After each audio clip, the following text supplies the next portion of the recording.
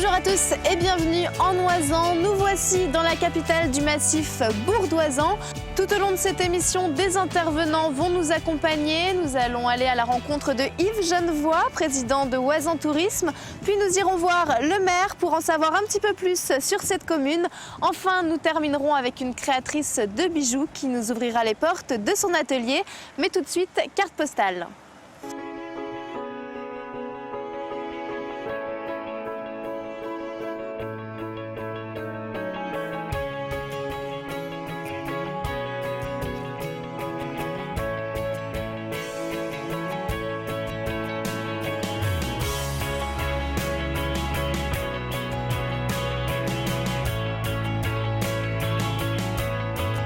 Et je suis donc en compagnie de Yves Genevoix. Yves, vous êtes le maire de Vaujany, vous êtes également président de Oisans Tourisme. Alors l'Oisans, c'est un massif que vous connaissez très bien.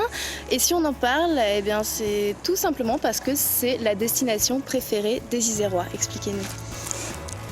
Vous avez tout à fait raison de dire que c'est une destination principale en Isère.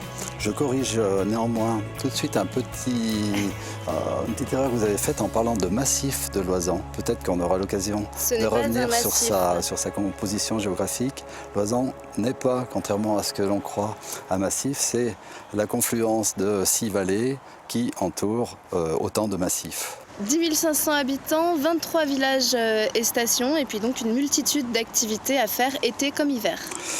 Complètement, 23 villages qui sont complètement différents les uns des autres du fait de leur diversité géographique, de leur accrochage à la nature, selon les versants, selon la vallée dans laquelle ils sont situés, selon le massif également dans lequel ils sont situés. Alors bien entendu, on propose une palette aussi large d'activités autour du tourisme bien sûr, mais je précise également les activités traditionnelles, l'industrie dans la vallée, industrielle de la Romanche et de l'agriculture qui subsiste et qui se développe même un petit peu ici dans l'Oisan.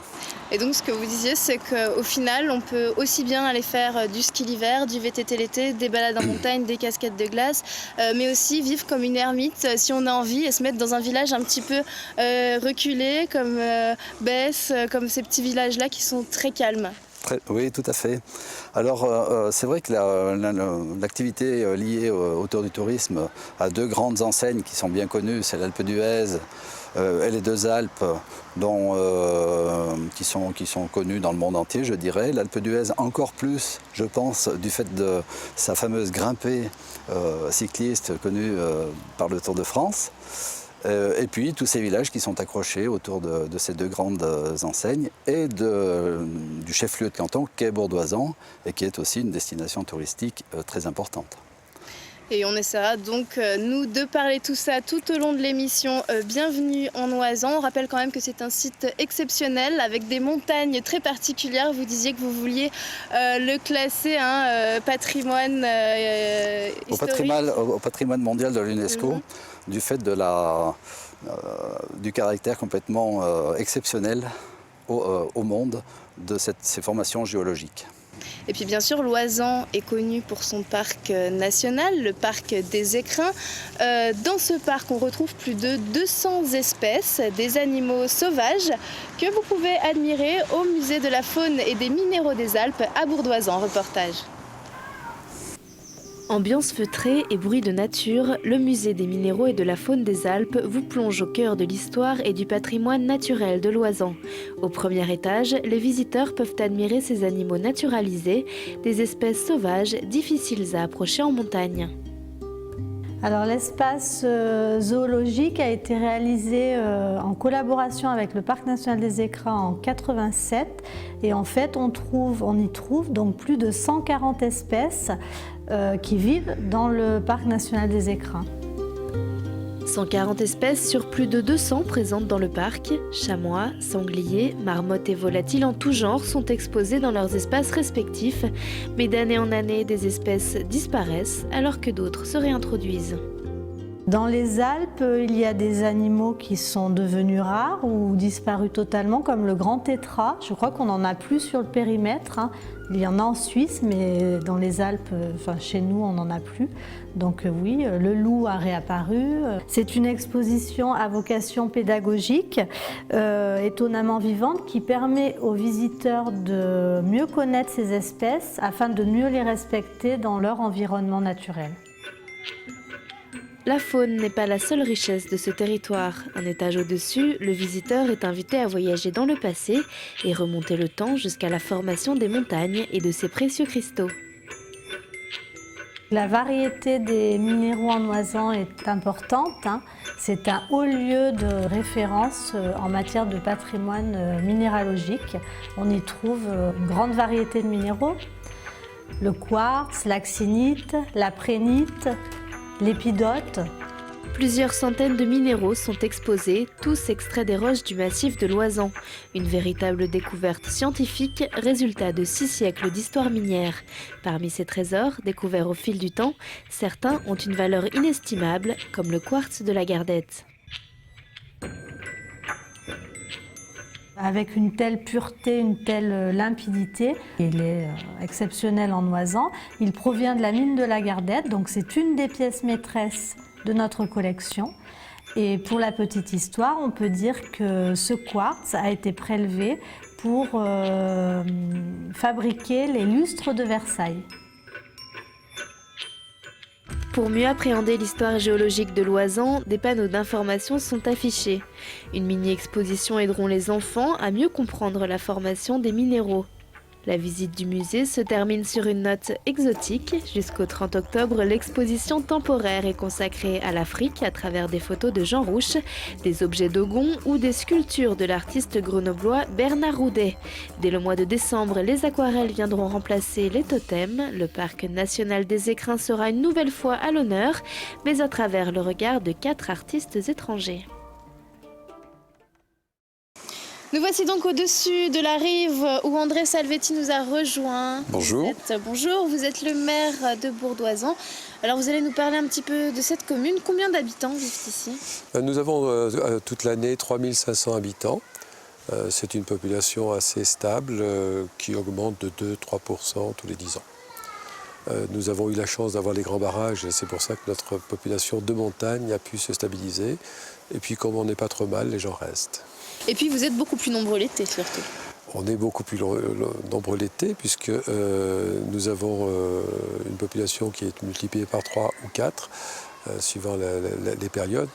Mais nous ne sommes pas au Bourg-d'Oisans dans ce cas-là, nous sommes au pied d'Alpe d'Huez et ce sont les cyclotouristes qui viennent nous voir avec beaucoup de camping et puis des activités touristiques classiques. Bourg-d'Oisans est la capitale du cyclisme en Oisan. Ce n'est pas la capitale du cyclisme en Oisan, c'est la capitale du cyclisme tout court, du cyclotourisme tout court. C'est vrai qu'on a le monde entier qui vient nous retrouver. Le Tour de France nous a apporté beaucoup de notoriété. Comme je disais tout à l'heure, c'est pas Bourg-d'Oisans qui a cette notoriété, mais c'est l'Alpe d'Huez, donc la montée vers l'Alpe d'Huez. Mais la particularité, c'est que pendant le Tour de France, tout le monde est basé à Bourg-d'Oisans. Vous êtes un petit peu le camp de base. On est obligé de passer à Bourg-d'Oisans, donc c'est l'intérêt. Et l'intérêt également, c'est que quand les gens les cyclotouristes viennent de refaire l'Alpe d'Huez, ils sont obligés de stationner à Bourg-d'Oisans parce qu'on est au pied. On monte, si on est un peu fatigué, on s'arrête et puis on redescend. Tandis que si on est en station, il faut d'abord descendre et remonter après, c'est beaucoup plus difficile. Et vous avez installé là dernièrement, c'est une petite innovation, vous avez installé des bornes de chronométrage pour les cyclistes afin qu'ils puissent se chronométrer. Comment ça fonctionne ? Depuis plusieurs années, les cyclotouristes veulent se comparer sur la montée vers l'Alpe d'Huez, mais aussi vers les grands cols, qui sont le Galibier, le Lotaré, le Galibier, etc., le Grand Tour. Et tous ces cols ont été installés avec des bornes, avec une puce, et le déclenchement de la puce, au départ, c'est Bourg-d'Oisans, parce que c'est le camp de base, et si vous arrivez à l'Alpe d'Huez, il se déclenche à l'Alpe d'Huez, et directement sur Internet, vous pouvez comparer vos temps avec les temps références.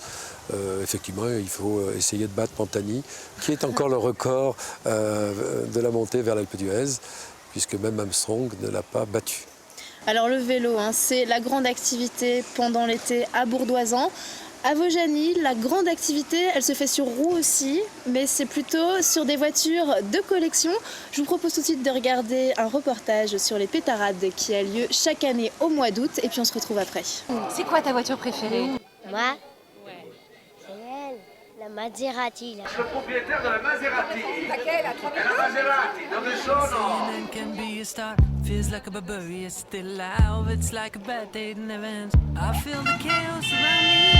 A thing I don't try to deny. I better learn to accept that. There are things in my life I can't control. They say never nothing about the soul. I don't even know what love is. Too many tears I've had to fall. Don't you know I'm so tired of it all? I have no terror of these spells. Finding out the secret words to tell. Whatever it is that gives me name. There's a part of my world that's fading away. You know I don't want to be clever. Superior, true like ice, true like fire.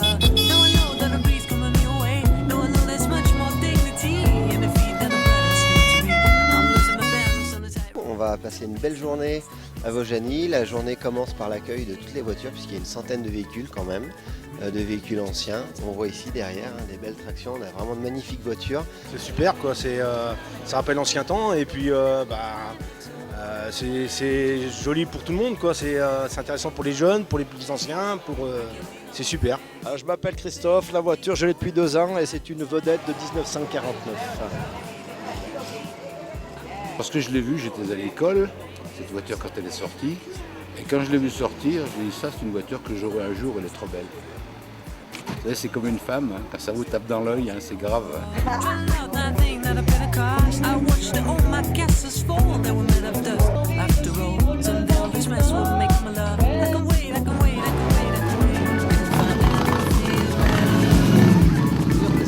C'est le fruit d'un travail énorme, ça j'insiste beaucoup là-dessus, c'est un gros travail d'équipe. Alors après, le capital sympathie, ça je vous le dis, c'est un phénomène assez naturel autour de la voiture ancienne. Vous passez dans la rue, tout le monde vous applaudit, vous fait des sourires, etc. Et c'est autour de ça que nous avons souhaité capitaliser. Je suis dans les années 80 quoi, 70-80. Oui, bon, moi j'ai quand même vécu les années 80, j'avais pas une voiture comme ça. Elle a vieilli entre temps. C'est ça, vous l'avez laissé vieillir. Voilà, c'est du raps. Ça s'appelle du raps. Moi ce que je veux dire par là, c'est que vous êtes aussi sympathique que votre voiture. Vous êtes venu avec quoi là? Avec la Dodge. La Dodge et ma femme.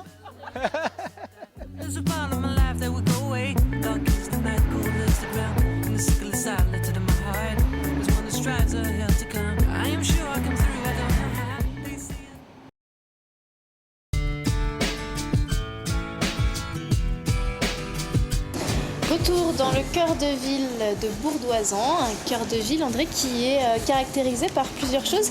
D'abord ces petites ruelles que vous appelez des bielles.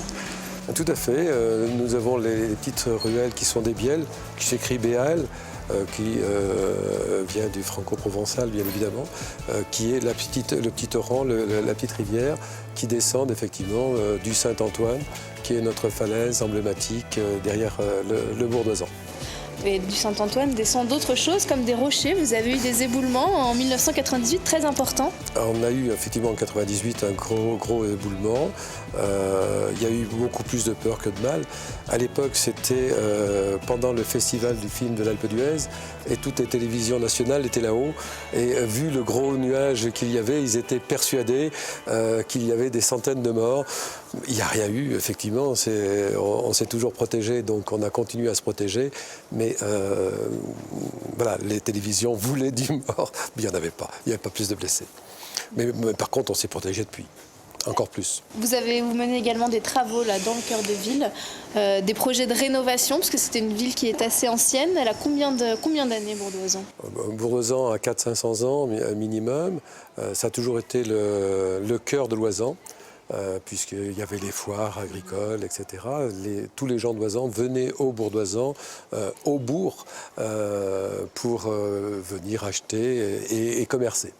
Et aujourd'hui, on a des vieux bâtiments que nous sommes obligés de refaire parce qu'ils étaient tournés au nord. À l'époque, il fallait se resserrer, etc. Donc c'était plutôt tourné au nord. Aujourd'hui, si on veut que le cœur de ville fonctionne, il faut se retourner au sud. Donc on a pu faire de la préemption et nous avons tout le cœur de ville qui va se refaire. c'est un beau projet, je crois. Est-ce que c'est compliqué de dynamiser une ville qui a 400-500 ans? Je pense au niveau des commerces, par exemple. Est-ce que c'est dur de faire vivre cette ville? C'est difficile parce que, effectivement, quand vous regardez bien Bourdoisan, aujourd'hui, vous avez plus des banques, des assurances, des marchands de biens. Commerce de proximité. Et le commerce de proximité s'en va. On a eu l'an dernier une banque qui a pris un commerce emblématique qui était une droguerie, qui était plus que centenaire. Et la banque est arrivée, et effectivement, c'est une banque. On a réessayé de réimplanter dans un autre quartier cette droguerie parce que pour nous, c'était emblématique et c'est important. Là, une deuxième banque prend un autre commerce.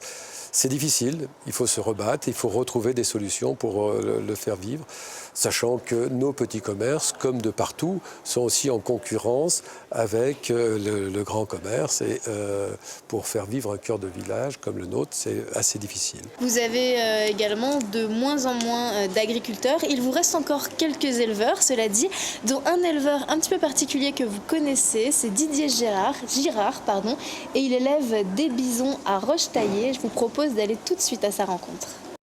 Viens vite les bibis! Viens vite les bibis! Viens vite les bibis! C'est bien les petits, c'est bien! À l'heure du repas, il est conseillé de ne pas rester en travers de leur chemin. Les 20 bisons de Didier, ces bibis, comme il les appelle, rentrent dans leur enclos d'automne pour y trouver de l'herbe fraîche. Depuis 2005, l'éleveur Bourka s'occupe de ces ruminants originaires du Canada. Ils étaient 9 au départ. Depuis, la famille s'est bien agrandie. Maintenant, la petite troupe est constituée de 20 bisons, dont 5 bébés. Sur les 5 qui sont nés, il y en a 4 qui sont nés de jeunes femelles qui sont nées elles-mêmes depuis 2005 ici. Donc c'est des deuxièmes générations et bon, ça permet de dire qu'ils se sont bien acclimatés au site, au climat et voilà, à l'environnement, quoi. Car ici, le climat est des plus rudes. L'hiver, il peut faire jusqu'à moins 24 degrés. Didier possédait déjà un troupeau de moutons, mais sur ces terres-ci, il a choisi l'élevage de bisons, rare espèce à endurer aussi bien le froid. Et les anciens appellent ce coin la petite Sibérie, donc c'est pas anodin, quoi. Je veux dire, l'hiver, il fait vraiment très froid. On a toujours du vent, on est entre deux rivières là, donc il y a toujours de l'humidité. Là où je suis exactement, pendant 3 mois, on ne voit pas le soleil, mais la montagne bloque les rayons du soleil. Donc c'est des conditions quand même assez extrêmes. Des bêtes robustes mais savoureuses. Chaque année à Noël, Didier abat un ou plusieurs membres du troupeau. L'année dernière, l'animal pesait 825 kg. Au niveau des morceaux, c'est exactement les mêmes morceaux qu'on peut retrouver dans le bœuf. Donc il y a des côtes de bison, des pavés, des pièces à fondu, des entrecôtes, des bourguignons pour faire à cuisson lente, des civets, tout ça. Et après, je fais un peu de charcuterie, donc de la terrine à 70% de bison et du saucisson là, à 80% de bison. Comme chaque chose rare, la viande de bison a un prix élevé. Il faut compter environ 30 € le kilo. Didier la vend direct à des particuliers. C'est tous les gens qui me disent « je voudrais bien goûter un jour de la viande de bison », donc ils me passent leur adresse mail. Et dès que j'abats une bisonne, donc j'envoie en courrier mail donc l'information avec les conditions, les morceaux, les prix, tout ça. Et puis les gens qui sont intéressés me passent leur commande avec des points de livraison ou autrement sur les 15 jours après l'abattage sur place. Et la viande est mise en sous-vide et voilà, est vendue comme ça. Mais le bison éveille aussi la curiosité du public. L'éleveur a donc décidé d'ouvrir ses portes aux intéressés. Sur rendez-vous, il reçoit des visiteurs et leur fait découvrir l'immense site qu'il a construit pour ses bibis. En Isère, il est le seul à pratiquer cette activité. Allez, on quitte l'ambiance Far West pour un univers beaucoup plus féminin, celui de Françoise. Elle est créatrice de bijoux et aujourd'hui, elle nous ouvre les portes de sa boutique. Alors Françoise, nous sommes à Bohème, c'est le nom de votre boutique. Vous proposez des colliers, des bracelets, des boucles d'oreilles que vous confectionnez vous-même. Oui.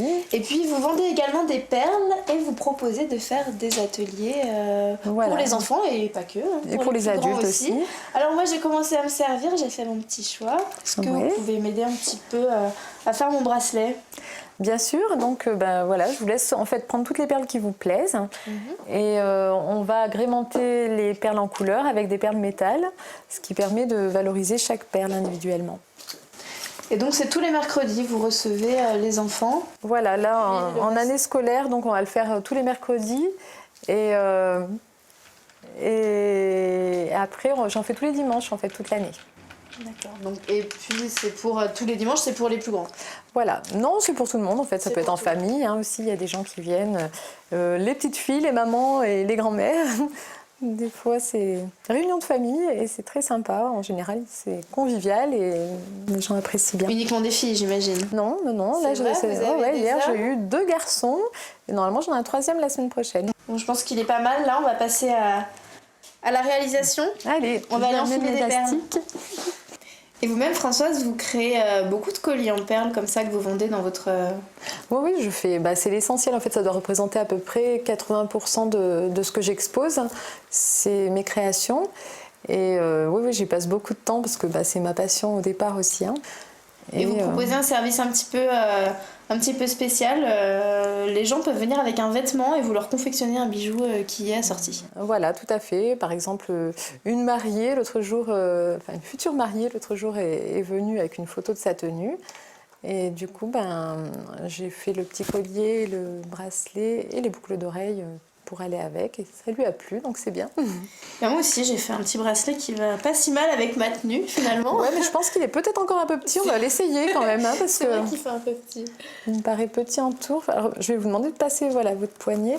Ouais, il manquerait en fait, je pense, 1 ou 2 perles. Donc on va peut-être aller les chercher, non? Ou on prend celles qu'on a disponibles. Voilà, cette fois, je pense que c'est bon. On va essayer. Ouais, c'est impeccable. Nous l'avons pesé, il fait 20 grammes et coûte seulement 2,60 €. Alors ça vaut le coup, c'est un bon plan. Merci beaucoup à Françoise pour sa patience. N'hésitez pas à lui rendre visite donc à Bohème, à Bourdoisan. Nous on file à Vénosque à la rencontre d'un dessinateur qui peint à l'encre de Chine et à la flamme de bougie. On y va. Il est des villages qui sont de véritables sources d'inspiration. Perché en Oisan, Vénosque est un haut lieu de l'artisanat. Fait de vieilles pierres et de ruelles étroites, la petite commune offre une vue imprenable sur les sommets du massif. De quoi nourrir l'imagination des artistes installés ici. C'est le cas d'Éric, dessinateur originaire de Normandie. Il est tombé sous le charme de cette station-village. Quand je suis arrivé de Normandie, j'ai vu ce village-là pour la première fois. J'ai vu des artisans qui étaient installés ici. Et puis, il y avait une qualité de vie, il y avait, je sais pas, la beauté des paysages qui étaient là. Et il y avait tout, en fait, pour m'inspirer. La terre, la montagne et ses strates, l'air ou l'eau symbolisés par de petites cellules, tous les dessins d'Éric sont empreints de nature. À l'encre de Chine, le dessinateur peint un monde imaginaire en mouvement, des créations remplies de poésie et d'utopie. Alors les petits feuilles, eux, à côté, par exemple, c'est, vu que ce sont les génies de la nature, ils ont dans leur empreinte génétique, tout simplement, le désir de protéger la nature. Donc tous leurs actes vont être orientés vers ce but. Et là, donc, ce sont un petit peu comme moi des dessinateurs, des peintres. Ils aiment beaucoup ça. Ils produisent des choses parfois dans la nature, et puis là, ils sont tout simplement en train de représenter une feuille. C'est pas une feuille, un trèfle à 4 feuilles, mais c'est une feuille, toujours des petits jeux de mots comme ça, une feuille à 4 trèfles. Des feuilles militantes, un homme strate qui avance vers son avenir en se protégeant à l'aide d'une rune scandinave. Chaque dessin a son histoire. Dans l'atelier ouvert il y a 4 ans, Éric reçoit les visiteurs pour leur raconter. Et à la lueur de la bougie, devant vous, il réalise des formes fantasmagoriques. C'est la gomme qui va permettre d'obtenir tous les blancs. Là, on peut le faire sur ce petit format qui a été fait assez rapidement. Plus on va laisser de la lumière sur le papier, c'est comme un négatif, plus on va laisser de la lumière, plus il va y avoir du noir. Et moins on va la laisser, plus on va voir le blanc du papier. Si Éric ne vit pas de ses œuvres, depuis 20 ans, il exerce sa passion et expose dans son atelier sa dernière création, des petits livres pour enfants, bientôt publiés par un éditeur anglais. Le titre pose une question toujours absurde. Et pour connaître la fin de l'histoire, rendez-vous dans son atelier. C'est la fin de cette émission. André Salvetti, maire de Bourdoisan, nous a rejoint pour conclure, car vous avez encore une petite dernière anecdote. Oui, c'est l'anecdote classique du lac Saint-Laurent qui était le lac du Bourdoisan, qui, lors de la rupture du barrage, a inondé Grenoble et a permis la foire de Beaucroissant. Pourquoi? Quel rapport avec la foire de Beaucroissant? Lors de cette inondation, c'était la foire de Grenoble. Pour ne pas renouveler la foire à Grenoble l'année suivante, elle a été faite à Beaucroissant. Donc Bourdoisan a fait créer la foire de Beaucroissant. Donc Beaucroissant doit beaucoup à Bourdoisan, c'est ce que vous voulez dire? Beaucoup, je ne sais pas, mais oui, c'est la création de la foire et c'est l'anecdote du lac Saint-Laurent qui a lâché, qui a inondé Grenoble avec plus de 1000 morts. Merci beaucoup André Salvetti de nous avoir accompagnés tout au long de cette émission. Nous on se retrouve le mois prochain pour de nouvelles aventures. En attendant, passez une très bonne soirée. Ciao.